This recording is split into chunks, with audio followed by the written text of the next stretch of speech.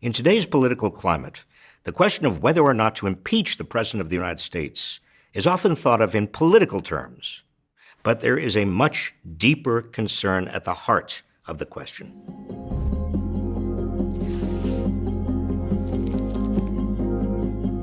An impeachment inquiry in the House is unlikely to send Trump packing before Election Day 2020 because Senate Republicans won't convict him.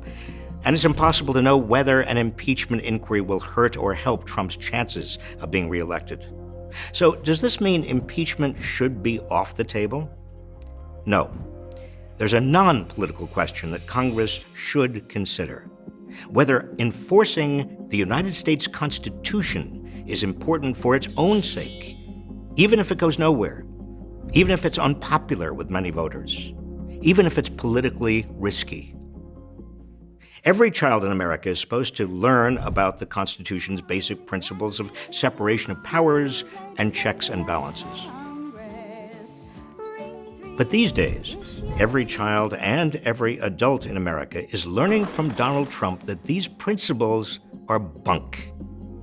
By doing whatever he could to stop the investigation into Russian interference in the 2016 election, including firing the head of the FBI, Trump told America it's okay for a president to obstruct justice.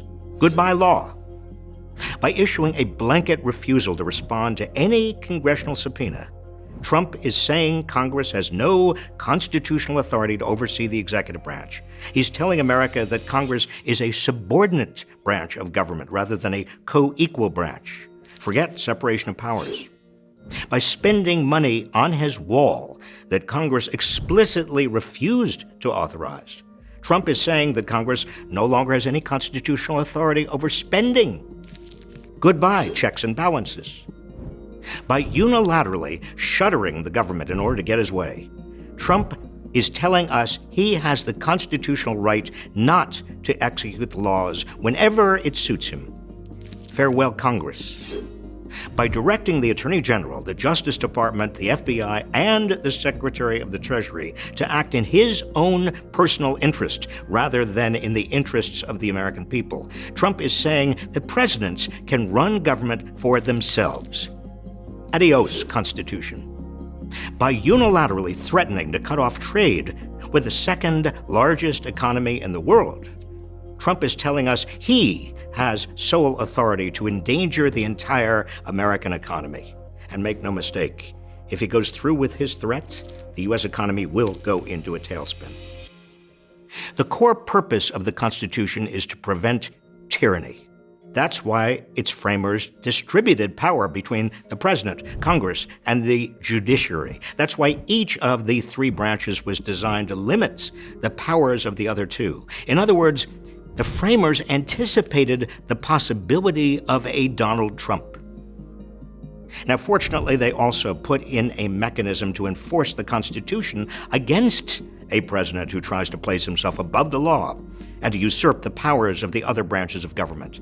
Article 1, Section 2 gives the House of Representatives the sole power of impeachment. Article 1, Section 3 gives the Senate the sole power to try all impeachments. Trump surely appears to be usurping the powers of the other branches. Under these circumstances, the Constitution mandates that the House undertake an impeachment inquiry and present evidence to the Senate. This may not be the political thing to do, but in order to safeguard our democracy, it is the right thing to do. What do you think? Should Trump be impeached? Let us know in the comments. If you found this video informative, be sure to also watch our video on the impeachment process. And as always, thanks for watching, and please subscribe to this channel for more videos like this one.